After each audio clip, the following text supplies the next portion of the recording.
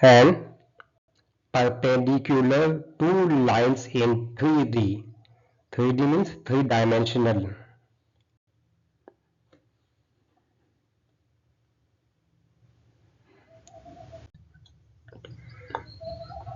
Parallel lines in 3D.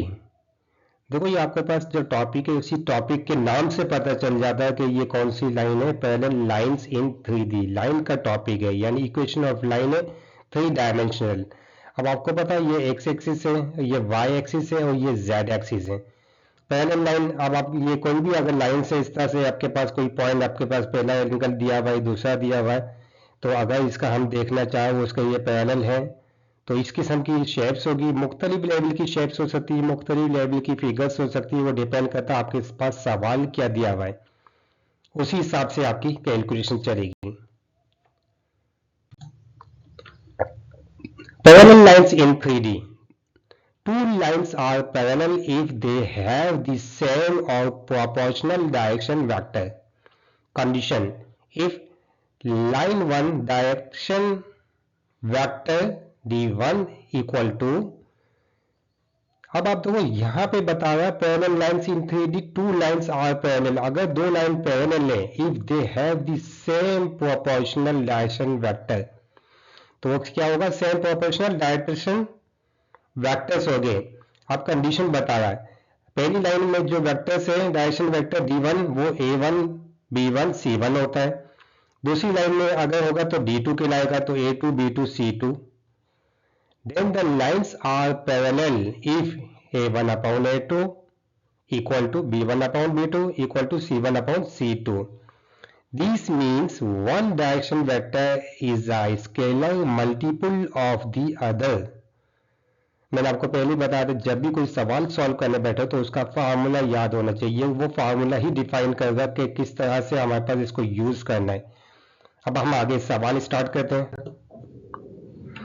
यहाँ पे इसमें एक एग्जांपल और दे दी गई, परपेंडिकुलर लाइंस इन 3D। ठीक है, परपेंडिकुलर लाइंस क्या होती है इन 3D? एक्स एक्सिस है, जैसे ये वाई एक्सिस है एंड जेड एक्सिस है। अब इसके अंदर कोई अगर एंगल आपके पास 90 डिग्री का बनता है तो उसको क्या कहेंगे? Perpendicular lines in 3D, three-dimensional axis. Now, perpendicular lines in 3D.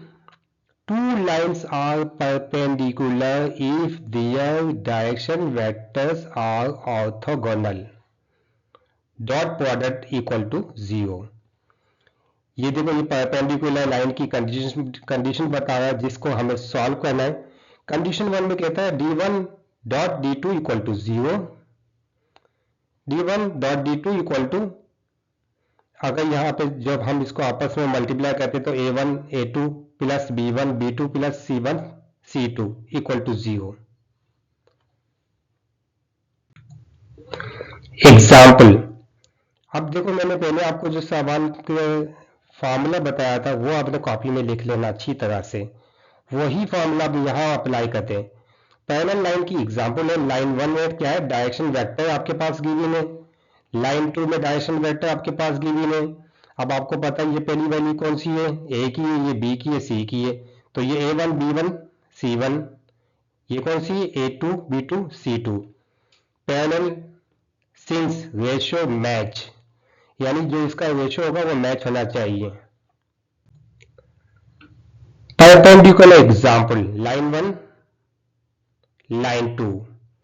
अगर ये लाइन 1 है तो पहला ये एक्स एक्सिस में आपको पता है ना, लाइन 2 में ये वाई एक्सिस में। डॉट प्रोडक्ट, तो दोनों इसको हमने इसको देखो 1 को 0 के साथ मल्टीप्लाई किया तो 1 को 0 के साथ मल्टीप्लाई कर दिया, प्लस 0 को 1 के साथ मल्टीप्लाई कर दिया। अब 0 को 0 के साथ मल्टीप्लाई किया तो equal to 0। Perpendicular,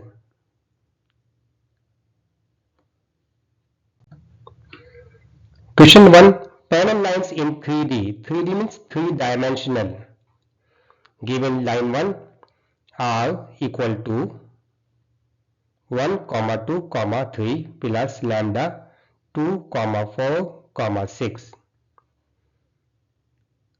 line 2 r equal to, ये आपके पास दिया हुआ है, plus mu 1 2 3 are the lines parallel, क्या ये लाइन आपस में पैरेलल है?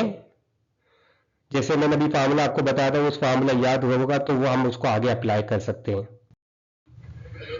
अब आप यहां देखिए, हम इसमें सॉल्यूशन स्टार्ट करते हैं। स्टेप 1, आइडेंटिफाई डायरेक्शन रेशियो यानी direction vector. Identify direction vector. Line 1 direction vector, जब D1 में आपके पास जो सवाल में वैल्यू गिवन है पहले हमने वो लिख दी। लाइन 2 डायरेक्शन वेक्टर D2, इसकी वैल्यूज हमने लिख दी। अब आपने क्या करना है, चेक स्टेप 2 में चेक रेशियो चेक करना है, यानी ऊपर वाली वैल्यू में से जो नीचे वाली वैल्यू होगी वो उसको डिवाइड कर देगी। यहाँ पे 2 दिया हुआ तो मैंने 2 यहाँ पे लिख दिया। यहाँ पे नीचे क्या है 1, 1 से हमने इसको डिवाइड कर दिया तो आपका आंसर 2 मिला। सेम इसी तरह से अगर आपके पास 4 गिवन है तो 4 लिख दिया। नीचे आपके पास कौन सी वैल्यू है 2 गिवन है, 4 को मैंने 2 से डिवाइड कर दिया तो क्या बना 2 बन गया। सेम इसी तरह से आपने यहाँ पे 6 लिखा, 6 को हमने 3 के साथ डिवाइड कर दिया तो 3 2 जा 6। अब देखो आपने यहाँ पे भी देखा, पहले में भी 2 आंसर निकला, दूसरे में भी 2 आंसर निकला, तीसरे में भी 2 आंसर निकला। All ratio are equal. अगर ये रेशियो सब इक्वल होते हैं तो फाइनल आंसर क्या मिला, द लाइन्स आर पैरेलल। आप सवाल जब सोल्व करने बैठोगे ना बिल्कुल आसान लगेगा यार। मैंने जब भी सॉल्व किया तो दोनों का, ये तीनों का आंसर का जो रेशियो बिल्कुल सेम बना तो लाइन्स पैरेलल है। अगर रेशियो सेम नहीं होता तो लाइन पैरेलल नहीं होती। कॉमन सेंस की बात है, जब हम सवाल सॉल्व करने बैठेंगे तो बिल्कुल आसान लगेगा मेथड।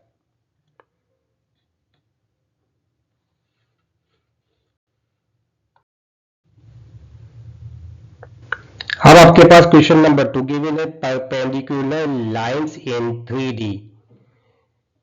लाइन का टॉपिक है आपको पता है, यानी इक्वेशन ऑफ लाइन। इसमें हमें परपेंडिकुलर चेक करना है। इन 3D का मतलब है 3 डायमेंशनल एक्सिस। 2 डायमेंशनल एक्सिस का फार्मूला अलग होता है, 3 डायमेंशनल एक्सिस का फार्मूला अलग होगा। इसलिए हमेशा याद रखना कि यहाँ पे 3D लिखा हुआ है। गिवन लाइन 1, लाइन 1 में आपके दो पास देखो r इक्वल टू पहला पॉइंट किया हुआ प्लस लैम्डा, दूसरा पॉइंट गिवन है। लाइन 2 r इक्वल टू ये पॉइंट गिवन है प्लस म्यू, आगे पॉइंट्स गिवन है। और द लाइंस परपेंडिकुलर। अब ये सवाल में जो परपेंडिकुलर की बात की है तो मैंने आपको पहले भी कहा था कि परपेंडिकुलर, ये जो इक्वेशन ऑफ लाइन वगैरह जितने भी फार्मूले वो सब याद करना। जब आपके पास फार्मूले याद होंगे तो आपको सवाल बिल्कुल आसान लगेगा, डायरेक्ट वैल्यू को पुटअप करके इनको सिंप्लीफाई कर सकते हैं। अब यहाँ देखिए हमने सॉल्यूशन किया है। स्टेप 1 डायरेक्शन वेक्टर D1 और D2 आपने अलग अलग करके लिख दिया है। Step 2 use dot product condition. मैंने आपको बताया था कि जब हमें पास वैल्यू मिलेगी तो हमें D1 और D2 को आपस में मल्टीप्लाई करना है। अब इस D1 में आपके पास पहली वैल्यू क्या है 1 है। अगर मैं इस 1 को 2 के साथ मल्टीप्लाई करते तो मैंने यहाँ पे लिख दिया प्लस अगेन ये आपके पास क्या है, ये 2 को मैंने माइनस का 1 के साथ मल्टीप्लाई कर दिया तो मैंने यहां लिख दिया प्लस। अब 3 को मैंने 0 के साथ मल्टीप्लाई कर दिया तो यहां लिख दिया। अब इसको सिंप्लीफाई करना है, 2 1 2 2 प्लस माइनस माइनस का 2।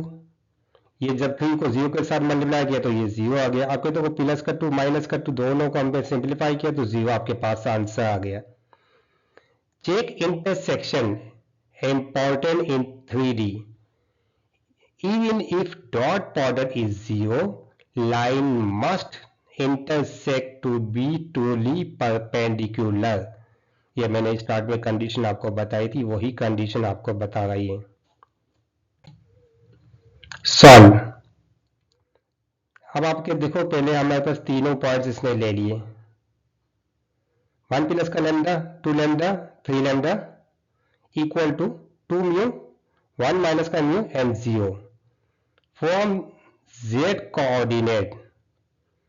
अब z कोऑर्डिनेट में इसने क्या बताया कि 3 लैम्डा, ये वाला 3 लैम्डा इसने किसके इक्वल लिखा 0। अगर मैं लैम्डा की वैल्यू निकालता तो यहाँ पे 0 बन गई।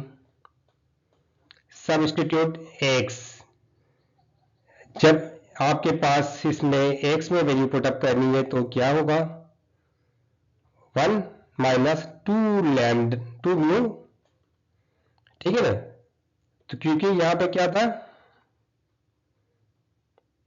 x एक्सिस के अंदर, उसी में हमने वैल्यू पुटअप कर दी जब म्यू का आपका आंसर क्या मिला 1/2 मिल गया। Check y 0 equal to 1 minus 1/2।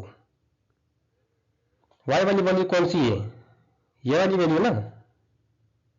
x की वैल्यू कौन सी है, ये x की वैल्यू है। अब इसको हमने सिंप्लीफाई किया तो 1/2 नॉट इक्वल,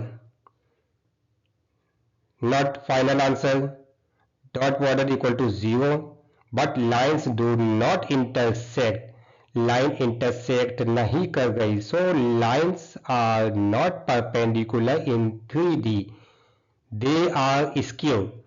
ये मैंने लास्ट में शुरू में आपको कंडीशन भी बताई थी कि अगर आपके पास यहाँ पे नॉट परपेंडिकुलर है तो वो क्या होगी, स्क्यू होगी, यानी लाइन इंटरसेक्ट नहीं कर गई।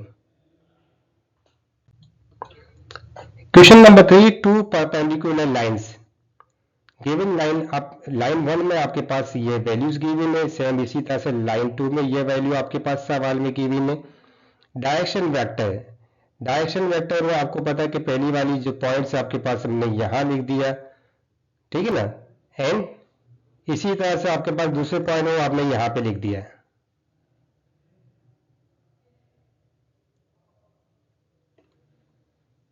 Dot product 0, same point intersect, ये जो मैंने आपको फॉर्मूला बताया था वो फॉर्मूला आपने अप्लाई करना, उसको सिंप्लीफाई करना, the final answer lines are perpendicular. बिल्कुल सिंपल क्वेश्चन है, जितने मैंने आपको फॉर्मूले स्टार्ट में बताया अपनी कॉपी लेना, कॉपी में स्टेप बाय स्टेप पहले फॉर्मूला लिखना, जब फॉर्मूला लिख के फॉर्मूले की प्रैक्टिस करना, फिर सवाल में अप्लाई करना, और कुछ स्टेप अगर यहाँ पे डायरेक्ट हो तो आप कोशिश करना स्टेप बाय स्टेप करना, ताकि आपका कॉन्सेप्ट 100% क्लियर हो जाए। Okay, thank you, Allah Hafiz.